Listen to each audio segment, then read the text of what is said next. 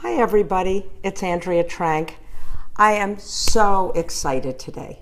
I'm excited for a lot of reasons. I'm excited because I'm on day 3 of the 6-day challenge, Facebook Live, with Kelly Noble Mirabella.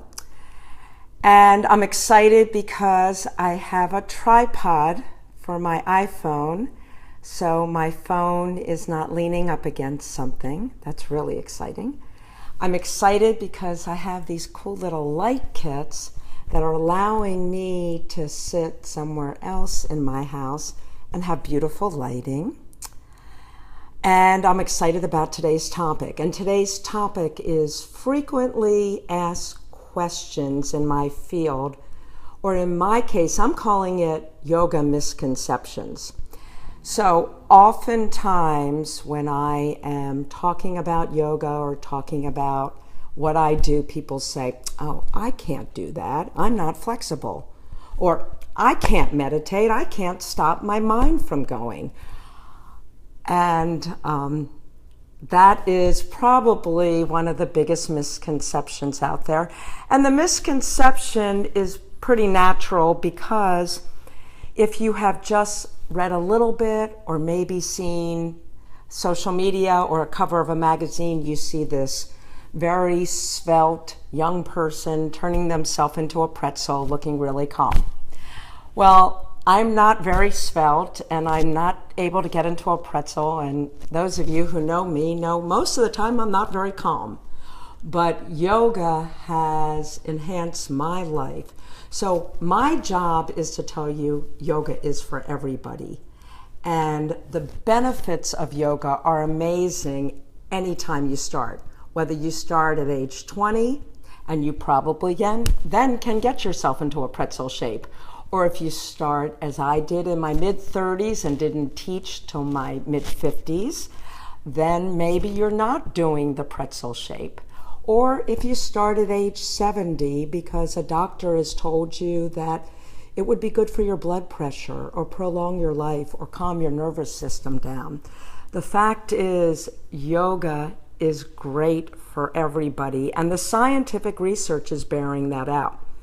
Just this week, I watched the most amazing film that has been released on all the scientific research that's being conducted about yoga.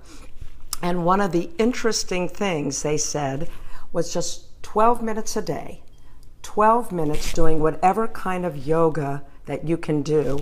And when I say yoga, that means doing a pose with the breathing and with the full attention to the pose.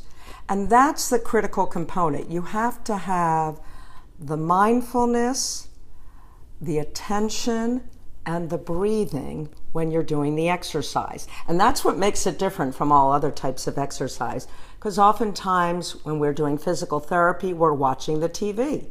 Or when we're doing tennis or running, we're listening to some music or talking to people.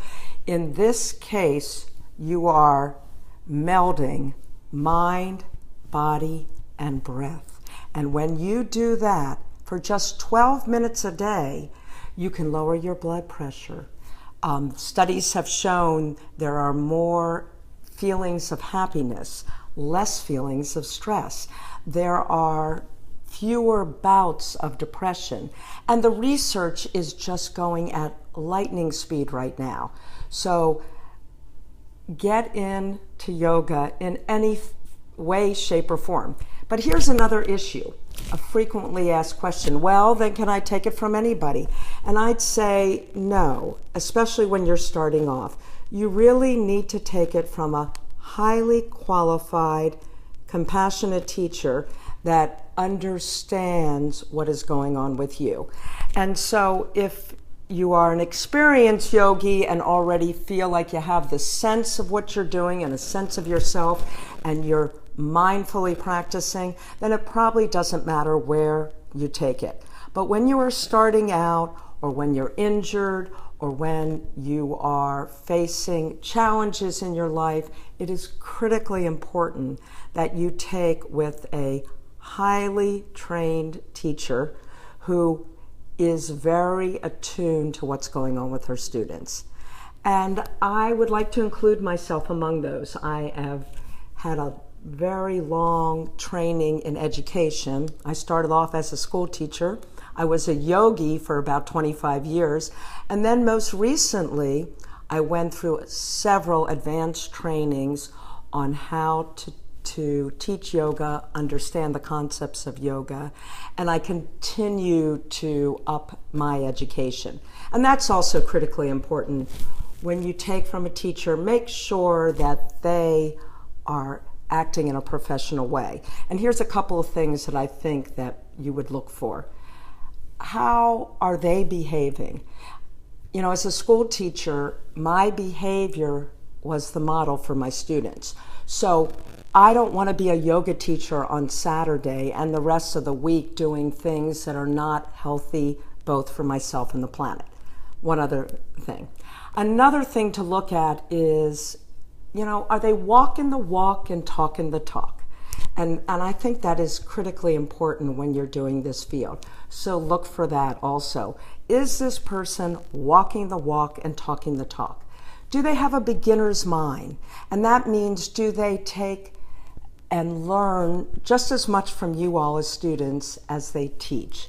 And are they continuing their own professional development to keep up on all the changes that we are realizing and learning in the yoga world, in the world of medicine, and how yoga can intersect with medicine?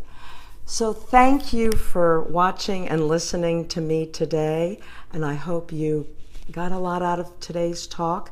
This is Andrea Trank. I am with Heaven Lane Creations and Heaven Lane Yoga, and I have been participating in a 6-day challenge that Kelly Noble Mirabella is offering, and she is a mentor to me, and I have learned so much through this challenge, and I also have learned so much from all my yoga students. So I hope to see you on the mat or around town, and I hope you stay well.